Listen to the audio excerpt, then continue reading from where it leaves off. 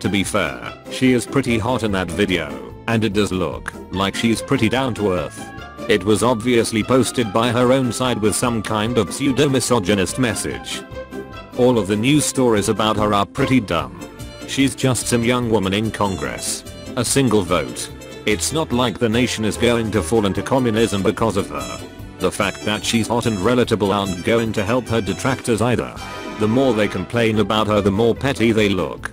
Hi Alexandria, what the fuck happened to your left toes? Holy shit.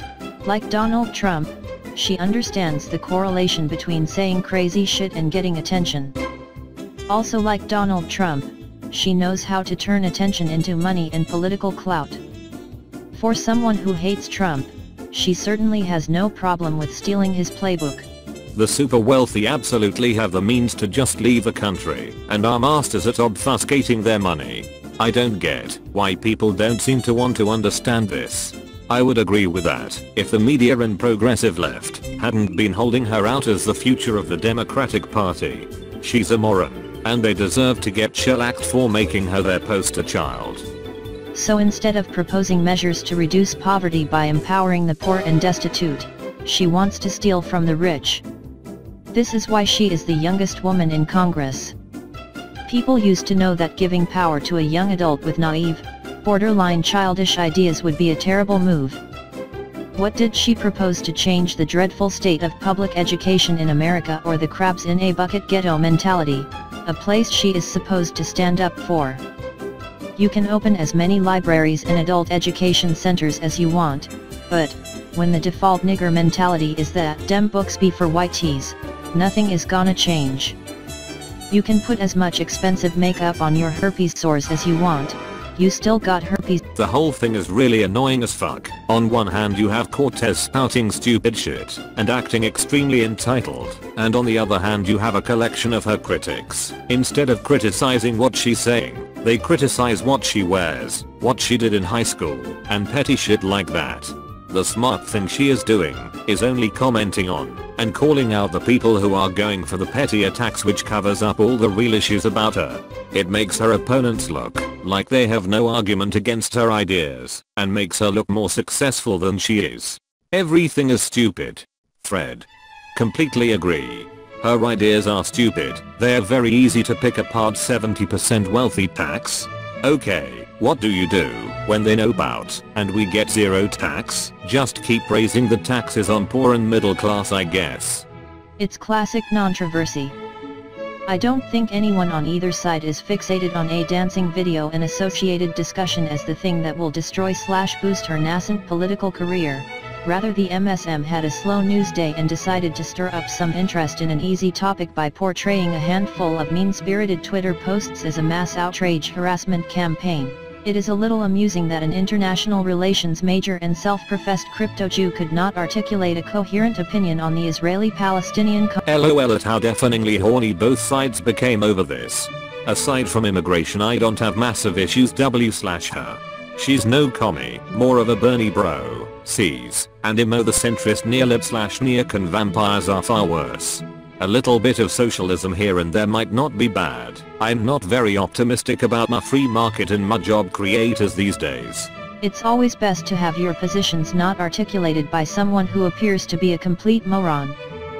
It's why nobody likes the Libertarian Party, why nobody liked Michelle Bachmann, etc. She's an airhead, where she will never have to defend her positions or beliefs, because she represents a district where people vote for her, because she is the same color as her constituents. It also helps that when your ideas have really no chance of being implemented, and thus you'll never really have to defend them. You can say anything you want to get those sweet media headlines and publicity when what you say doesn't really matter.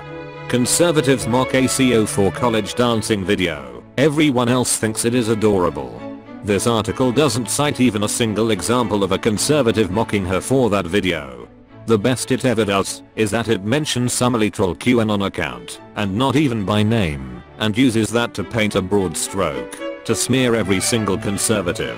But that's how the media works. Now, if they can't find a monster, they just invent one, pretend that they killed it, and then run around sucking each other's dicks. The only future she has is as another nutty Maxine Waters, the resident far-ex airhead with unworkable ideas who can be relied upon to caucus with you on most matters due to shared declared party, but nothing else.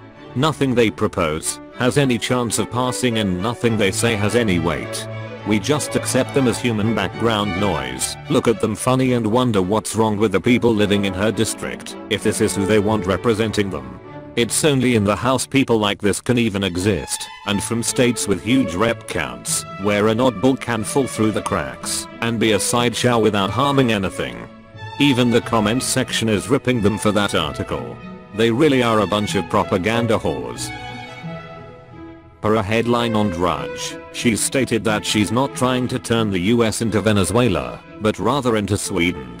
Alexandria, honey, I saw that too.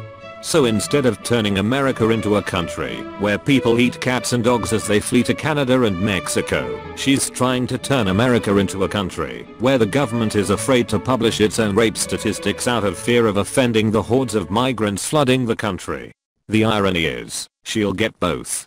Denmark's top marginal effective income tax rate is 60.4%. Sweden's is 56.4%. Mayo, number 70% super wealthy taxes, to be seen here with facts and logic.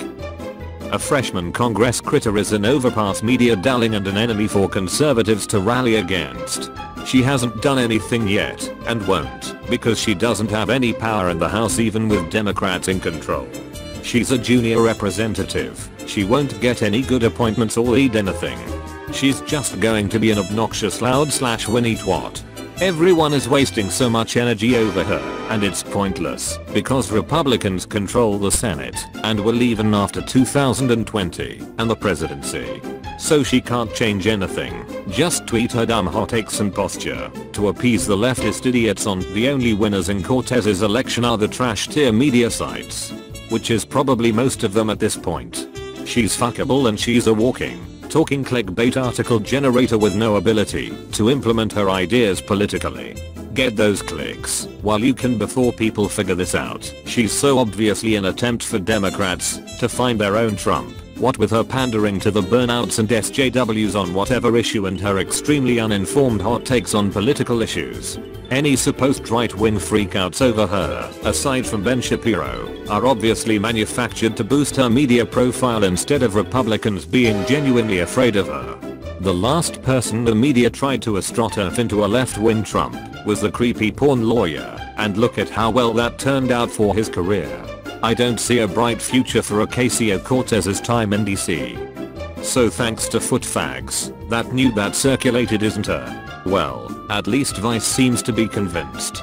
They do have absurd taxes there though. Heh, I'm reminded that Astrid Lindgren had to pay a marginal tax rate of 102%. AOC and any other politician that wants to make the US more akin to Northern Europe welfare states seem to conveniently forget that this Nordic model only works due to a way lower population. And as soon as a population increases, or there is an influx of migrants, that socio-economic model begins to struggle.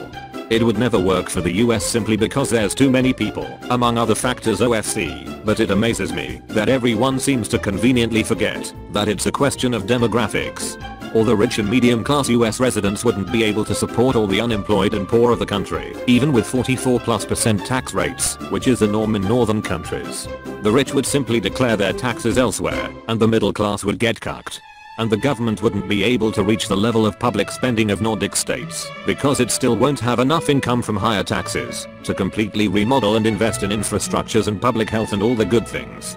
The reason that welfare socio-economic model does works in these states, and that there isn't that much uproar about the 44% flat tax rate is because people generally feel they're getting their money's worth, so to speak. The public infrastructures work well and efficiently, healthcare is free, and arguably among the best in the world. Public schools are actually good, and have better credentials and teachers than the horror that the U.S. public schools appear to be. It even boils down to simple things like public transport. Good luck getting anywhere by bus in cities like LA. And speaking from experience, your domestic train system is horrible. Whereas in Europe, owning a car is more impractical than anything, if you live in a city.